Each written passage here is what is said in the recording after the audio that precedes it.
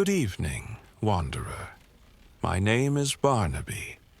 I have kept this tavern in Salon de Provence for 43 years now. My hands know the weight of every tankard. My ears have heard 1,000 confessions whispered over wine. Before we begin tonight's tale, may I ask something of you? If these old stories bring you comfort in the dark hours, consider leaving a small mark of your presence, a like, as you call it in your strange future tongue, and perhaps stay a while. Subscribe, they say. Return to this hearth when sleep evades you. There will always be a story waiting and a seat by the fire.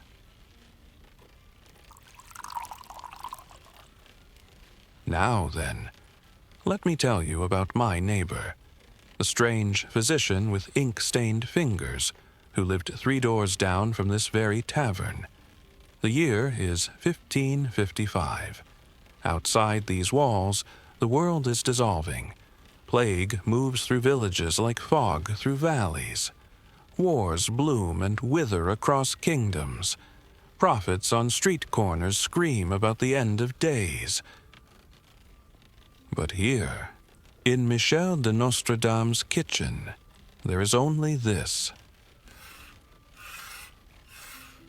the soft scrape of a wooden spoon against copper, the gentle sigh of fruit surrendering to heat, the patient whisper of steam rising toward rafters darkened by decades of smoke. While apocalypse merchants hawk their visions in the town square, this man, this prophet, this seer of terrible futures, he is making jam. I remember the morning I first noticed the contradiction. I had stepped outside to empty the night's ashes just as dawn was breaking. The street was silent except for one sound. From Michel's window, the rhythmic tap, tap, tap of a knife against wood.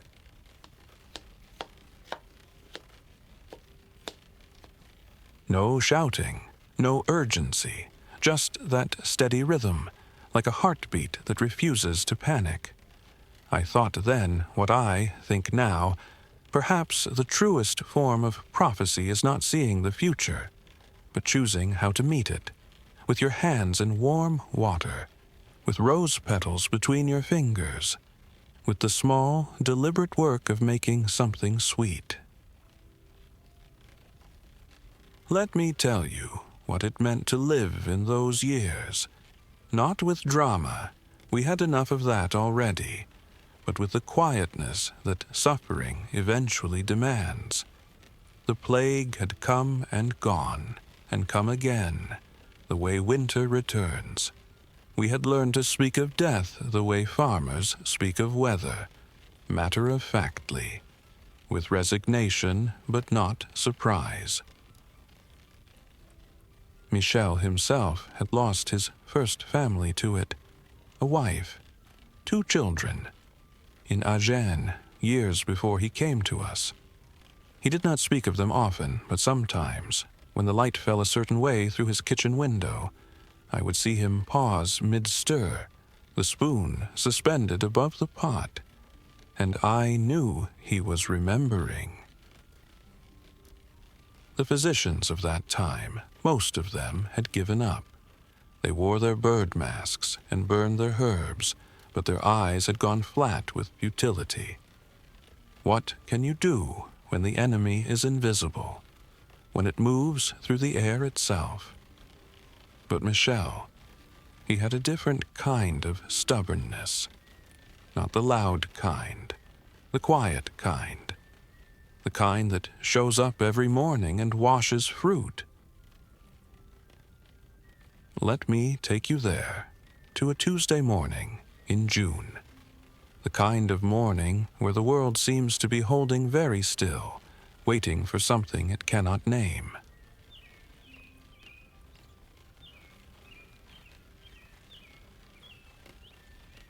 The sun rises slowly over Salon de Provence, painting the limestone walls in shades of honey and cream. The town is waking, but softly, as if afraid to disturb some sleeping thing.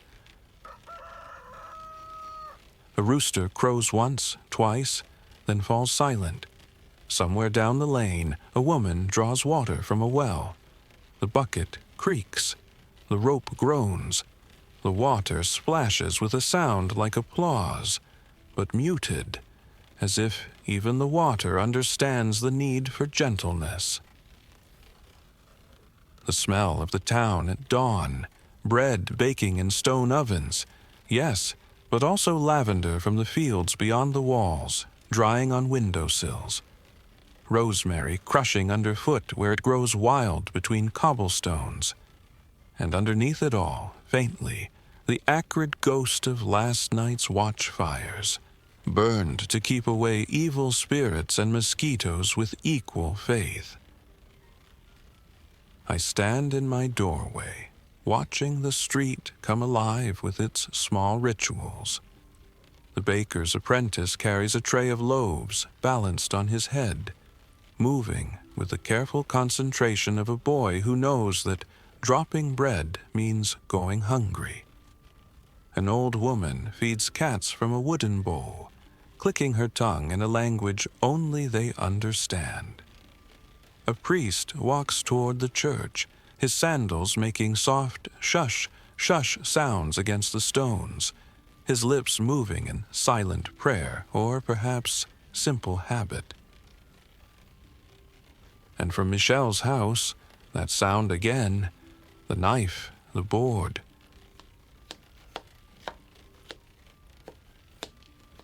Steady as a pulse, steady as hope, if hope could be measured in small, repeated gestures.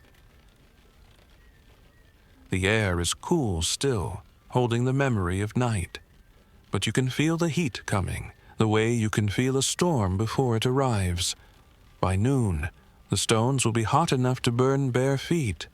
By evening, everyone will move slowly, conserving energy the way a candle conserves wax.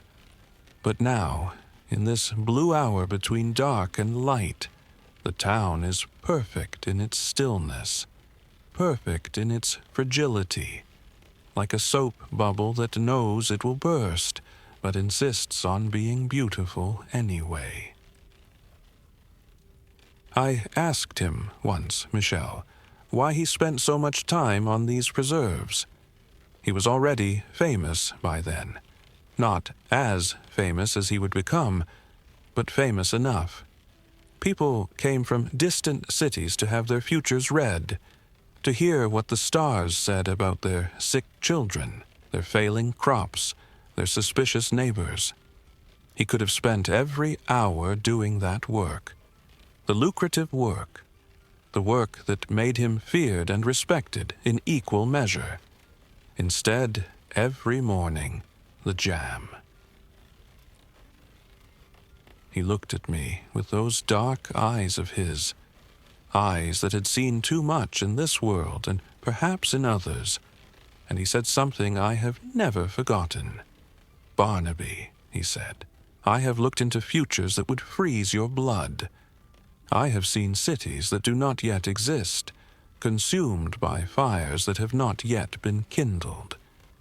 I have watched centuries collapse like poorly built walls." He paused, wiped his hands on his apron. "But I have also learned this. The future is not a fixed thing, waiting to devour us. It is made, breath by breath, choice by choice.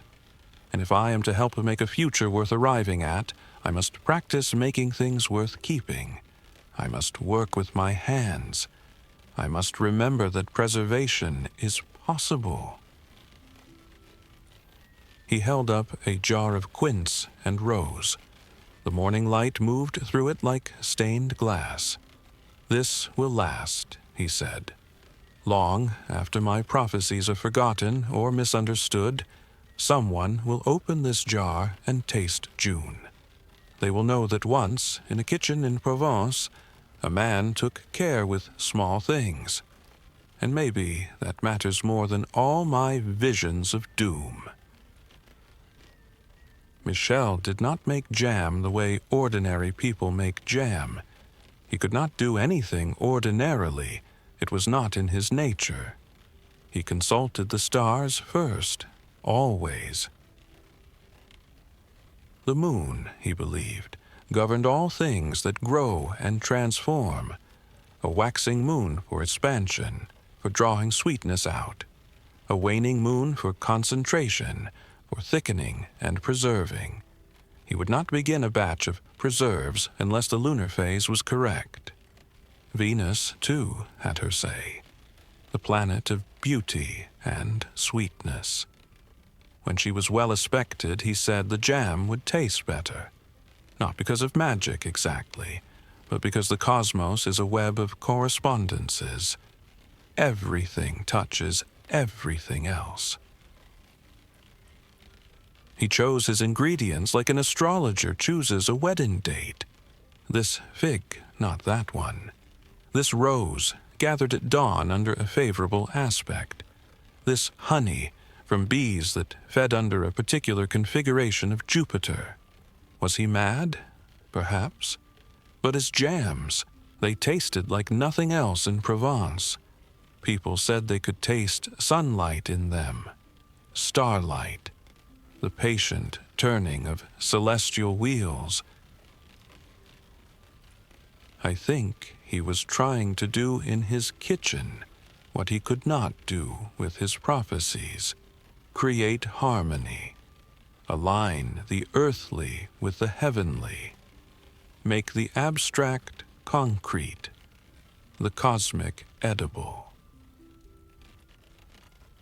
Let me show you how it was done. Not quickly, because nothing in Michel's kitchen was done quickly. Time moved differently there, as if the room existed slightly outside the regular flow of hours. Picture this. His kitchen is small, built into the ground floor of a narrow stone house. The ceiling is low, crossed with dark beams that bow slightly under centuries of weight. The floor is terracotta tile, uneven, each one a slightly different shade of rust and ochre. They are cool under bare feet in summer, cold in winter. One window, facing east. He planned it that way when he moved in. The morning sun must enter this room, he said. Morning light is clean. It has not yet been touched by the day's troubles. The walls are whitewashed, but stained with smoke near the hearth. Herbs hang from the beams. Bundles of rosemary and thyme, lavender and sage, slowly drying, slowly releasing their oils into the air. The room always smells faintly green, faintly medicinal, but in a comforting way. The way a grandmother's house smells. The work table is old oak, scarred by decades of knife work. You can see the history written in those scars. Deep cuts from butchering, shallow scores from chopping herbs, round stains from hot pots set down too quickly. The wood has drunk in so much oil and juice and wine that it has become almost black in places, polished by time and use. On the table this morning, 3 baskets. The first basket holds wild roses. He gathered them himself before dawn, walking through the fields beyond the town walls where they grow in thorny abundance. These are not the fat, cultivated roses of gardens. These are small, simple, almost humble. 5 petals each, pale pink fading to white at the center. But their scent, their scent is profound. Sweet, yes, but also slightly spicy, slightly green. The scent of summer mornings, of dew on grass, of bees drunk on pollen.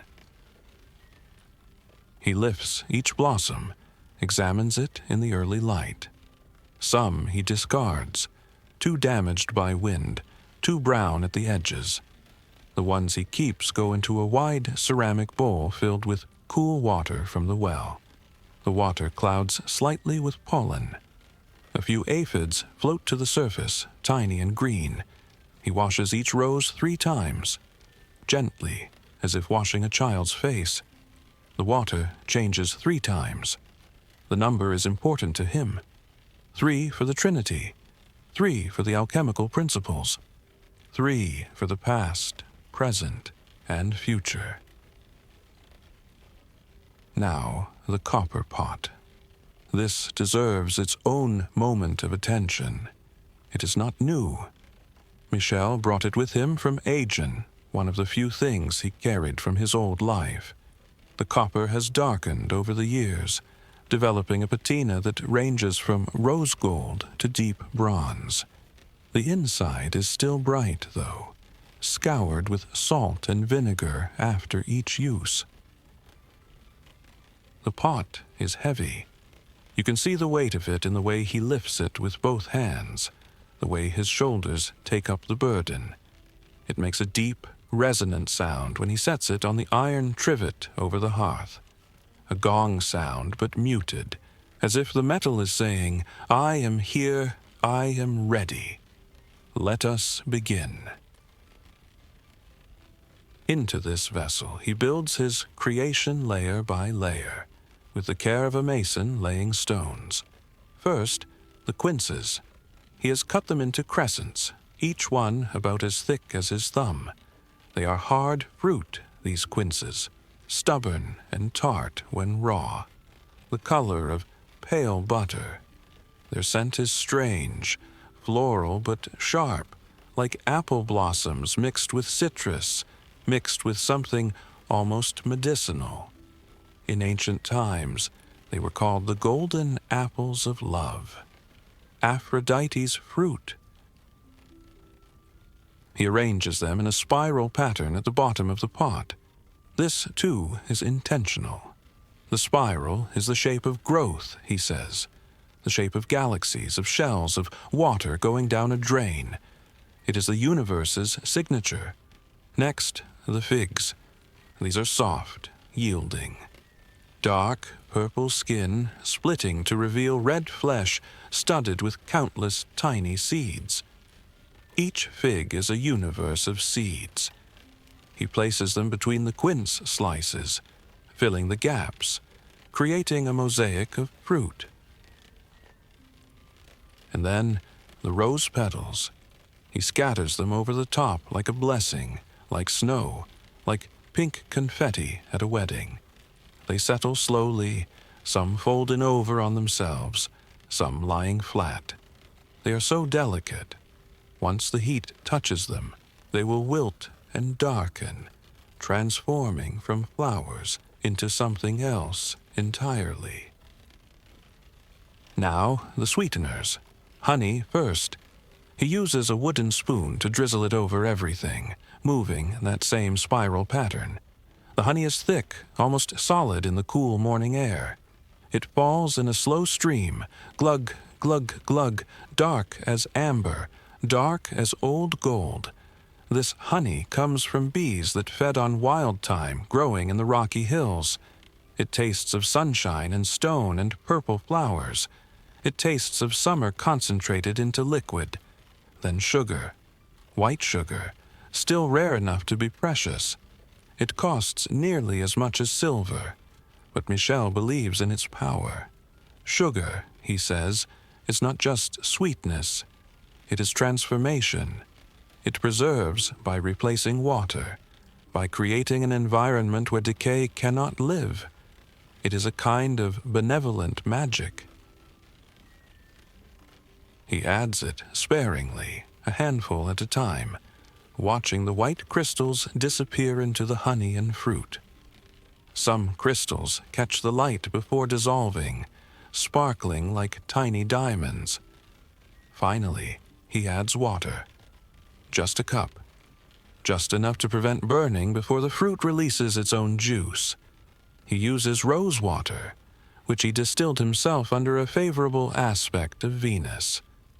The room fills with the scent as he pours it in, a ghost of summer gardens, of petals crushed underfoot, of weddings and feasts and celebrations in distant lands. The pot is full now, ready. He slides it over the fire. And now, we wait. The fire beneath is modest, not roaring, just breathing. Oak wood, carefully chosen. It burns steady and hot and clean.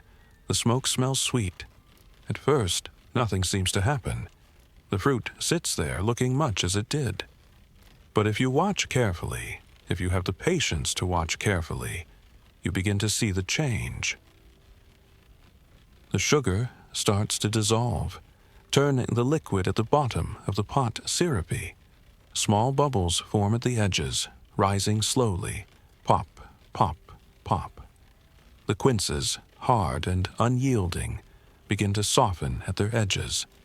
The figs start to collapse in on themselves, their skins wrinkling, their insides going glossy.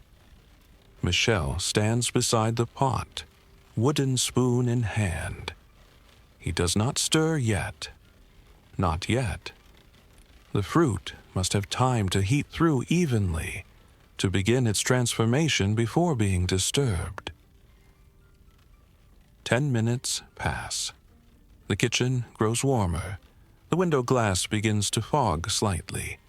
The scent changes as the heat releases oils and sugars, no longer the raw smell of fresh fruit, but something deeper, richer.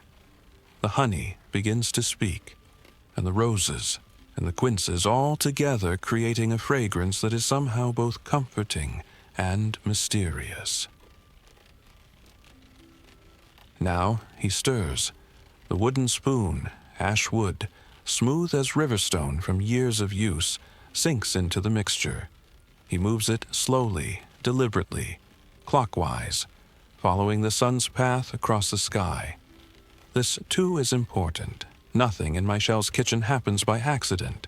Scrape, scrape, scrape. The spoon drags across the copper bottom, and the sound is low, almost musical. A sound that is both rough and soothing. The sound of work. The sound of patience. 3 slow rotations, then a pause. 3 more. Pause. He has done this so many times that his hand knows the rhythm without thinking. His mind can wander while his body performs the ritual. Perhaps he is thinking about the stars. Perhaps about the prophecy he wrote last night, the one that made his hand shake. Perhaps about his dead children. Perhaps about nothing at all. The mixture begins to break down. The quinces yield, cell by cell, releasing their pectin, the substance that will make everything gel. The figs surrender completely, becoming part of the liquid. Only the seeds remain distinct, tiny and crunchy, suspended in the thickening syrup. The rose petals darken from pink to burgundy to almost black. They fold and curl, losing their flower shape, becoming simply flavor, essence, memory, more stirring. The rhythm continues. Scrape, scrape, scrape. Time loses meaning. Has it been 20 minutes? 30. The sun has climbed higher in the window. The light has changed from blue to gold. Somewhere in the town, church bells ring the hour. Michel does not pause.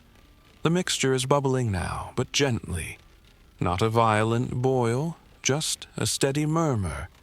Blip, blop, blip. It sounds almost like speech, like the pot is telling a story in some ancient liquid language. Steam rises in lazy spirals. It carries the scent throughout the house, into every corner, into every crack in the plaster. Later, when Michel climbs the stairs to his study, he will still smell it. When he sleeps tonight, he will dream in rose and quince.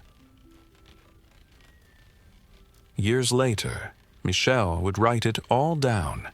He would create his Traité des fardements et confitures, his treatise on cosmetics and preserves. A strange combination, you might think. Beauty and food.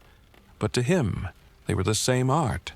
Both were about preservation. Both were about taking what is fleeting and making it last. In that book, he wrote recipes, yes, but also philosophy. Instructions for the soul disguised as instructions for the kitchen.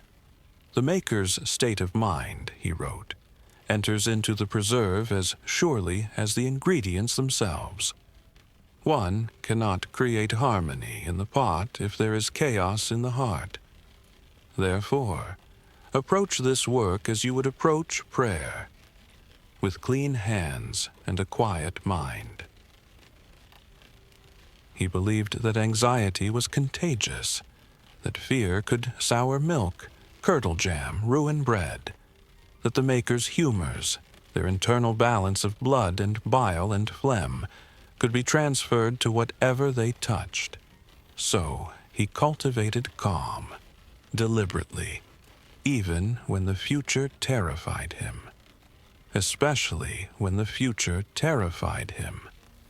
The jam making, I think, was his meditation, his way of returning to center when the visions became too much. There is something else you should know about Michel. Before he came to Ceylon, before the prophecies made him famous, he traveled through Provence during the plague years. This was in the 1540s, when death was harvesting cities like wheat. In the town of Aix-en-Provence, when the physicians had fled and the people were dying by hundreds, Michel stayed. He created something he called rose pills, small tablets made from rose petals, dried and ground into powder, mixed with other herbs. He distributed them freely to anyone who would take them. Thousands, they say, survived because of those pills. Whether the roses truly had medicinal properties, or whether hope itself was the medicine, who can say? But Michel learned something in those plague years, that small acts of care, repeated patiently, can hold back darkness. So when he made his jams, he was not just preserving fruit. He was preserving the memory of what it meant to care, to take time, to believe that tomorrow was worth preparing for, even when today looked like the end of the world. After 45 minutes of steady heat and stirring, Michel removes the pot from the fire. This requires both hands and careful balance. The pot is heavy with boiling jam, and one slip would mean terrible burns. He sets it on the oak table. The wood is scarred enough that it does not mind the heat. Now begins the longest part, the waiting, the cooling, the thickening, the moment when liquid becomes solid, when chaos resolves into order. He performs a test, takes a small spoonful of the mixture and drops it onto a cold plate. Waits, tilts the plate. The jam moves, but slowly, reluctantly, like honey, like liquid amber, like time made visible. Good. It will set. He begins to ladle the jam into earthenware jars. Each one has been washed and dried, warmed slightly so the hot jam will not crack them. The ladle dips and pours, dips and pours. The jam flows like lava, like molten gold. It catches the light. Each jar holds about a pound. 8 jars from this batch, 8 portions of preserved summer. As he works, the scent in the kitchen reaches its peak. No longer the sharp brightness of fresh fruit. Now it is deep, complex, layered. The honey's earthiness, the rose's perfume, transformed by heat into something smokier, more mysterious. The quince's floral tang, the fig's secret sweetness, the kind that hides behind tartness. It is the smell of transformation itself, of one thing becoming another while somehow remaining itself. While the jars cool, Michel sits in his chair by the window. This is his ritual. He does not rush to the next task. He simply sits. The afternoon light has changed. It is longer now, more golden, streaming through the window at an angle that makes dust motes visible. Each tiny particle drifts through the beams of light, like a small world following its own orbit. Outside, the town continues its slow dance. A cart passes, its wheels rumbling over cobblestones. A dog barks once, twice, loses interest. Somewhere, a child is singing, the same line of a song over and over, the way children do when they are happy and distracted. The jars sit on the table, cooling. You can almost hear them settling, the jam inside contracting slightly as it cools, finding its final form. The surface, which was molten and fluid, begins to develop a skin, a thin, glossy skin that will protect what lies beneath. Michel watches this transformation with the attention most men reserve for miracles. And perhaps, in its way, it is one. This ordinary magic. This daily alchemy. Taking what is temporary, fruit that would rot in a week, and making it permanent. Or as permanent as anything in this world can be. The light moves across the floor, inch by inch, marking time in the way that sunlight does. An hour passes, maybe more. There is no hurry. There's never been any hurry, not really. All the rushing that humans do, it changes nothing. The sun still rises and sets. The seasons still turn. Fruit still ripens and falls. Better, Michel thinks, to move at the speed of cooling jam, at the speed of light crawling across a floor, at the speed of transformation that cannot be rushed. When the jam has cooled enough, Michel seals the jars. He uses beeswax for this, melted in a small pot. The wax drips onto the surface of the jam, spreading, hardening, creating a barrier against air and time. Rose and quince and fig, prepared under Venus in Cancer, 23rd of June, 1555.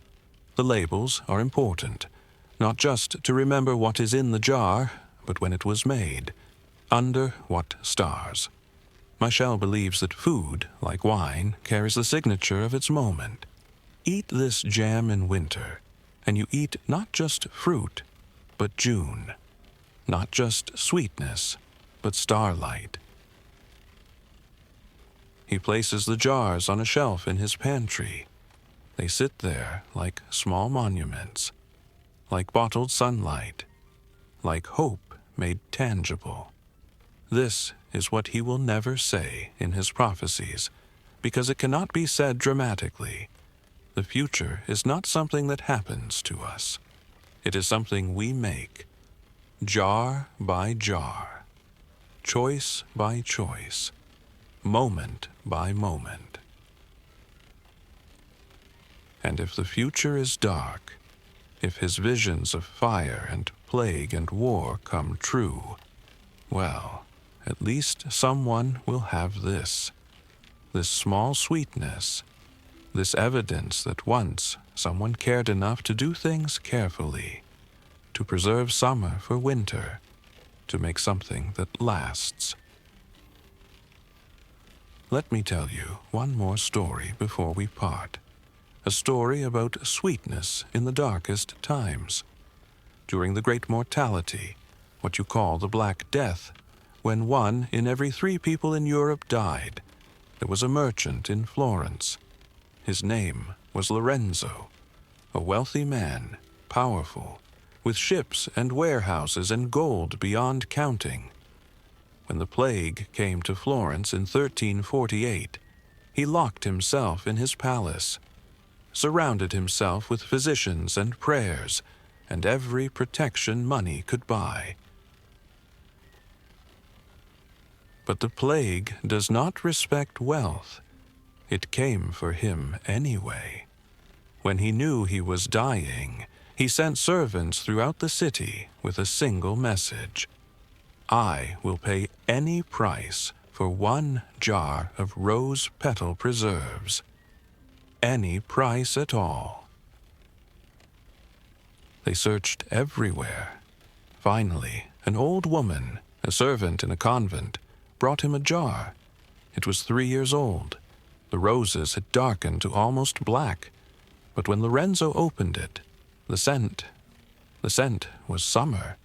The scent was every garden he had ever walked through as a child, every June morning, every moment of beauty he had failed to notice in his rush to acquire more, have more, be more. He ate a single spoonful, just one. The accounts say he wept, not from fear of death, but from gratitude for that moment of sweetness, that reminder that the world, even in its darkest hours, still held beauty. He died that night, but the servants said he died smiling. The woman who brought him the jam refused his gold. She said the roses in that preserve had been gathered by her sister, who had died in the plague 10 years earlier. To her, that jar was already priceless. It was memory. It was love. It was proof that we do not entirely disappear. Michel told me this story once, after I asked him why he gave so many jars away instead of selling them. He said, "Barnaby, I make jam because someday someone will open one of these jars and be transported. For a moment, their troubles will dissolve. They will taste something that was made with care, and they will remember that care still exists in the world. That might seem like a small thing, but small things, repeated, create the texture of a life worth living."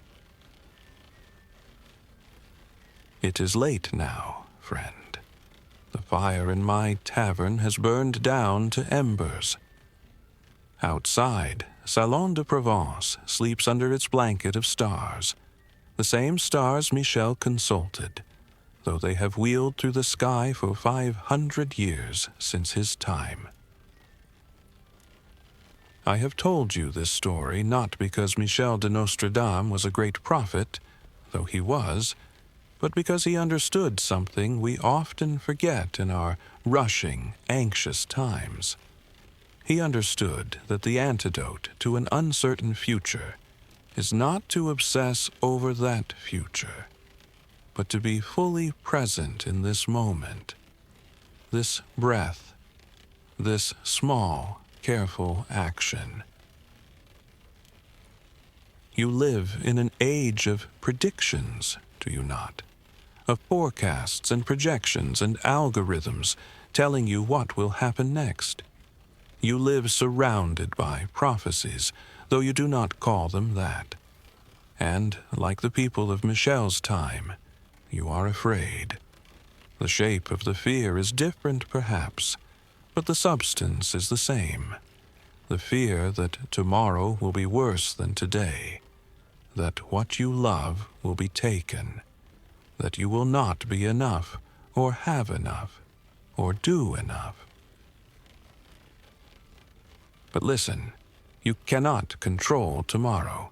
You never could. Michel saw centuries ahead, and even he could not control what he saw. He could only witness it. But you can control this moment. You can wash fruit with care. You can stir slowly. You can choose to create rather than consume, to preserve rather than destroy, to notice beauty rather than overlook it. That is the secret hidden in jam jars and prophecies alike. The future is not a fixed thing waiting to devour us. It is made by us, by small actions repeated with love. So now, dear wanderer, let yourself rest. Let your breathing slow to the pace of Michel's stirring. In, out, slow, steady. Picture the copper pot, the gentle steam rising, the scent of roses and honey filling the room like a benediction. Picture the jars cooling on the table, each one a small promise that sweetness can be preserved, that summer will return, that even in darkness, careful hands are still making beautiful things. Let these images carry you into sleep. Let them dissolve the anxious thoughts that chase themselves through your mind like rats in walls. Tomorrow will come whether you worry about it or not. But right now, in this moment, you are safe. You are still. You are breathing. And somewhere in the world, someone is making jam. Someone is choosing to do small things carefully. Someone is preserving sweetness for the dark months ahead. That is enough. That has always been enough. Sleep well, friend. The stars are still turning overhead. The seasons will still change. And when you wake, the world will still hold both beauty and sorrow, joy and suffering, exactly as it always has. But you will wake, and that, too, is a small miracle. The fire is dying now. The story is told. Let your eyes close. Let your body sink into rest. May you dream of rose petals and copper pots. May you dream of light moving slowly across a floor. May you dream of patient hands making something that will last. Good night.